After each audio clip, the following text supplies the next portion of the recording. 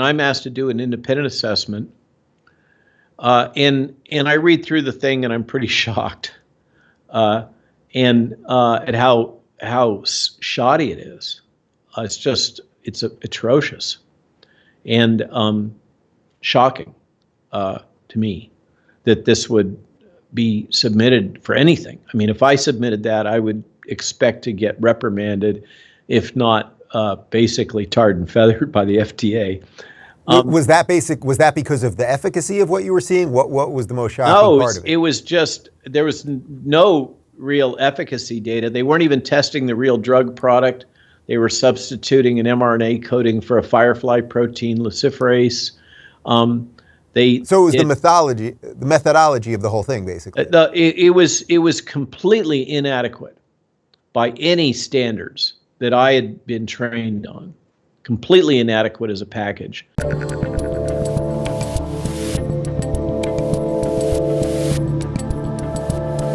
So as now they're rolling out Warp Speed, and you realize that this technology that you were one of the experts on and had the patents on all this stuff and everything else, as you realize that this is going to be now pushed really on everyone in America with all this, the companies were going to have no liability and all of this crazy stuff.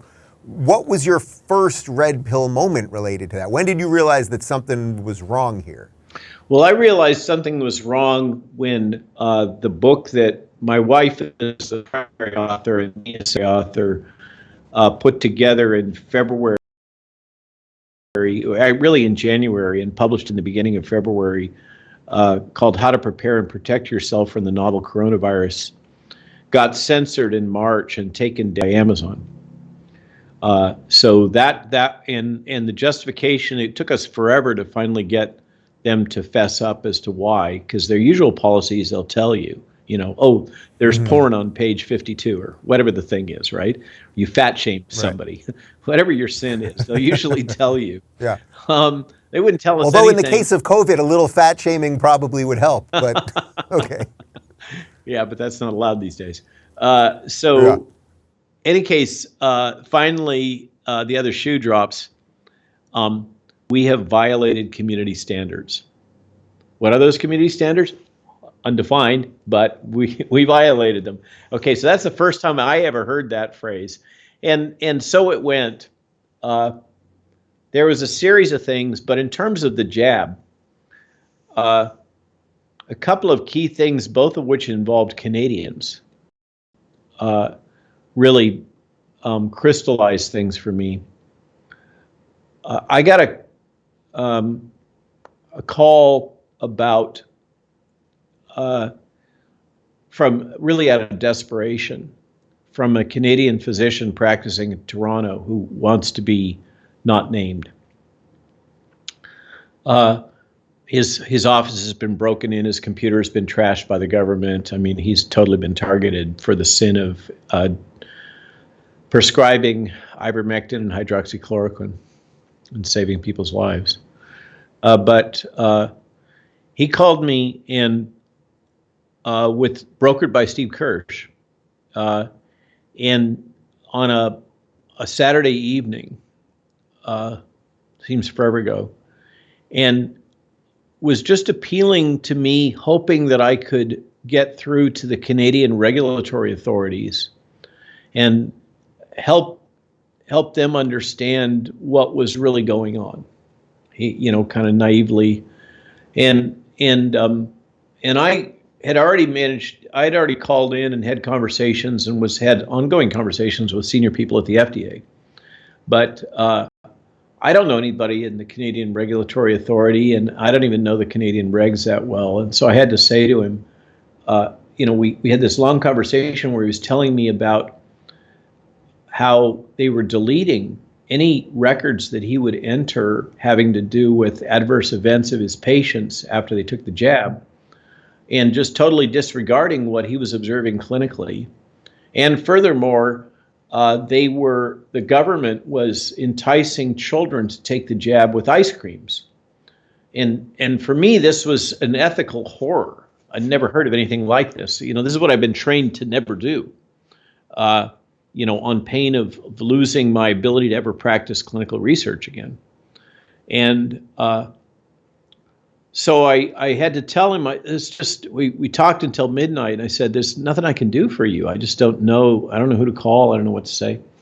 And I woke up in the morning, and my wife and I are both well trained in bioethics. My mentor in bioethics was her PhD mentor, a guy named Idil Shamu. And I woke up and I said, Jill, I know what we can do for this poor guy. We can publish an article on the bioethics of what's going on with these vaccines and the failure to enable informed consent and the enticement and coercion and what is the history of the bioethics rules that apply, et cetera. And so that was the first big one. And I think that was the first article out that really drilled into what was going on wrong with the bioethics. And so basically, you first were concerned just about informed consent. This is before you had any sense of what the vaccine injuries might be, right? So this is at that point, I'm skating on thin ice. I'm hearing these injuries, and I know I'm seeing the amazing that's going on, and gaslighting and information control and everything, blacklisting that's going on. And so I'm trying to figure out, okay, how can I navigate this minefield and say something that will move the ball forward and get everybody to see that this isn't right, what's going on, without just getting my head cut off and labeled as an anti-vaxxer nutcase. Obviously I didn't succeed very well in that. But that was the attempt, was to thread the needle. Yeah. And I thought that bioethics was something where I clearly had the core expertise and competence. I was absolutely on the right. I mean, there's no ifs, ands, or buts about this topic in terms of what is right and proper. And so I thought, well, this is one thing I can do here that should be able to penetrate through the mainstream media and get people to wait. So that's what I focused on, and that's focused on for quite a few months, was just trying to be the voice of responsible bioethics and drive that home.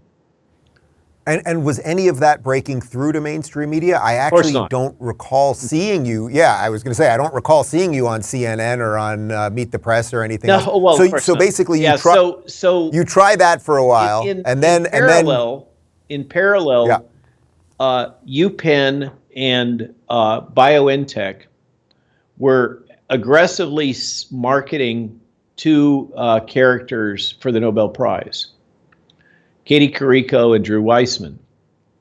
And Katie is a former Hungarian spy, and Drew is a former Tony Fauci postdoc, both of whom ended up working at UPenn.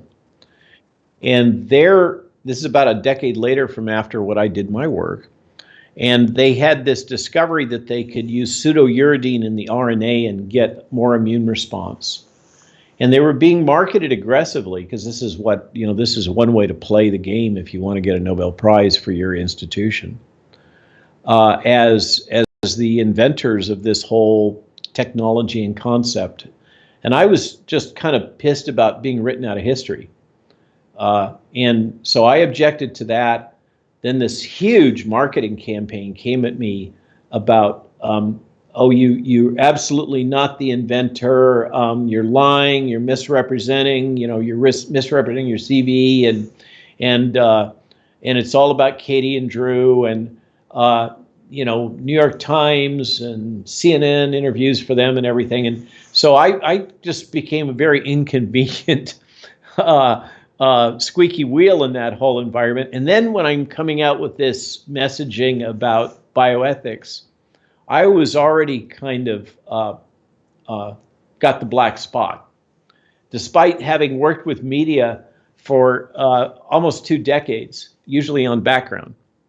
The reason why you never heard of me before is I have had multiple hard lessons in the the wisdom of the common DC saying, if they can't see you, they can't shoot you. Yeah. And I've, as a consultant, I've been able to do what I did by staying behind the scenes, letting my clients take the credit, and just kind of laying low and getting my business done and collecting my fee. So that was a long-standing intentional strategy. Department of Defense in particular, but most clients really don't like to have the consultant be out front. Right. So you have the initial issue is the coercion. Then the vaccines are out. You already had heard of some vaccine injuries and things of that nature. When did it shift? This other Canadian comes in, Byram Bridle. Yeah. So Byram, who I'd never heard of before, but he's an absolutely well-qualified vaccinologist, immunologist, academic, University of Guelph, is that right, I think? I may be confusing him with Matthias Desmet, so forgive me if I did. So Byram apparently manages to grab the common technical document for the Pfizer submission for allowance to proceed in humans. So common technical document, we used to call those INDs. It's the dossier of everything they know about the product that they use to justify initiating clinical trials. And usually those are considered confidential, so the likes of you and I can't get at them because otherwise we would be able to go and try to reverse engineer whatever the new product is. And so for whatever reason, the Japanese apparently put this, common technical document is basically a universal document that gets submitted to all regulatory agencies all over the world. And they'd put it on a server, and Byram had somehow grabbed it, or one of his buddies had, and sent it to him. And he'd done an analysis of it. Most of it's in Japanese, but the figures and legends are in English. And so he went through that, and he was pretty shocked by what he found. But he's not a regulatory affairs expert, and he doesn't have the kind of, hybrid experience I have. So he asked a buddy of mine that runs a company called Trial Site News to see whether or not I would take a look at it. So it comes to me right after it goes to Byram, and I'm asked to do an independent assessment. And I read through the thing, and I'm pretty shocked and at how shoddy it is. It's atrocious and shocking to me that this would be submitted for anything. I mean, if I submitted that, I would expect to get reprimanded, if not basically tarred and feathered by the FDA. Was that because of the efficacy of what you were seeing? What was the most shocking part of it? It was just, there was no real efficacy data. They weren't even testing the real drug product.